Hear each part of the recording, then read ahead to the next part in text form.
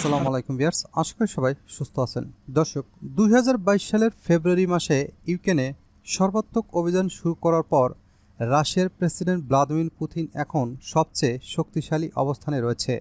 এই রাশিয়ার সেনারা যুদ্ধক্ষেত্রে ইউক্রেনীয় বাহিনীকে চেপে ধরেছে এবং গত ২ সপ্তাহে বেশ কয়েকটি গ্রাম দখলে নিয়েছে। আরও অনেকগুলো লক্ষণ বলছে রাশিয়া তাদের শক্তি ক্রমাগত বাড়িয়ে চলছে। এতে মনে হতে পারে ইউক্রেনীয়দের ও পশ্চিমাদের পরাজয় বাস্তবে আরও সম্ভাব্য হয়ে উঠছে।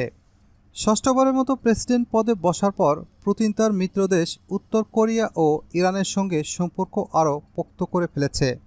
এর মধ্য দিয়ে রাশিয়া তাদের অত্যন্ত প্রয়োজনীয় অস্ত্র ও গোলাবারুদের সরবরাহ নিশ্চিত করেছে।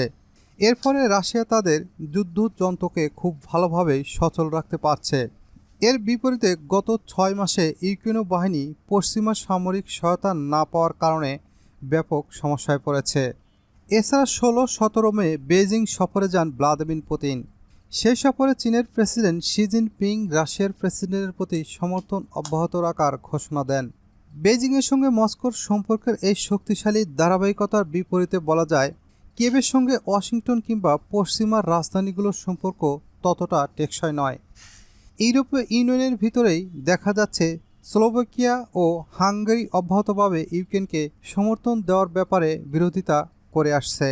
১০ মে রাশিয়া খার্কভ অঞ্চলে আক্রমণ অভিযান শুরু করে। এর মধ্যে তারা বেশ কয়েকটি গ্রাম দখলে নিয়েছে এবং ইউক্রেনের আরও ১০ কিলোমিটার ভিতরে প্রবেশ করেছে। রুশ বাহিনীর বোমাবর্ষণ ও গোলাবর্ষণের মুখে খার্কভ অঞ্চল থেকে এ পর্যন্ত ১০,০০০-এর বেশি মানুষ ঘরবাড়ি ছেড়ে পালিয়েছে।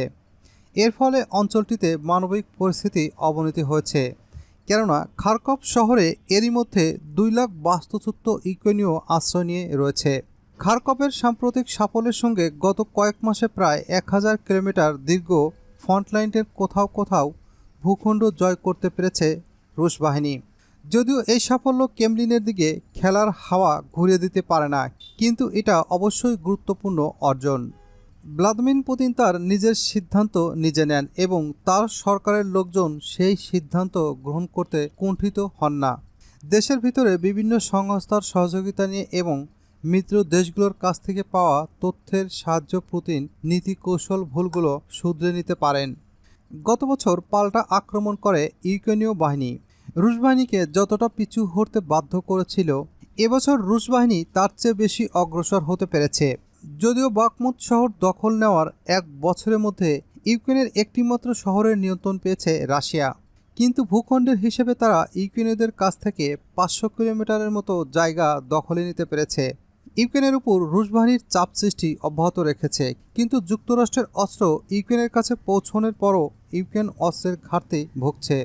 পশ্চিমা মিত্ররা অব্যাহতভাবে বলে চলছে ইউক্রেনকে সহায়তা দেওয়ার বিষয়টি তাদের অগ্রাধিকার রয়েছে, কিন্তু তারপরও সংকট রয়ে গেছে। সবার চোখ যুক্তরাষ্ট্রের প্রেসিডেন্ট নির্বাচনের দিকে। রিপাবলিকান প্রার্থী ডোনাল্ড ট্রাম্প ইউক্রেনের জন্য সহযোগিতা কাটছাঁট করার ঘোষণা দিয়েছে। বর্তমান প্রেসিডেন্ট ও ডেমোক্র্যাট প্রার্থী জো বাইডেন ইউক্রেনকে সমর্থন দেওয়ার ব্যাপারে তার শক্ত অঙ্গীকার জানালেও দ্বিতীয় দফায় তার বিজয় নিয়ে অনিশ্চয়তা আছে।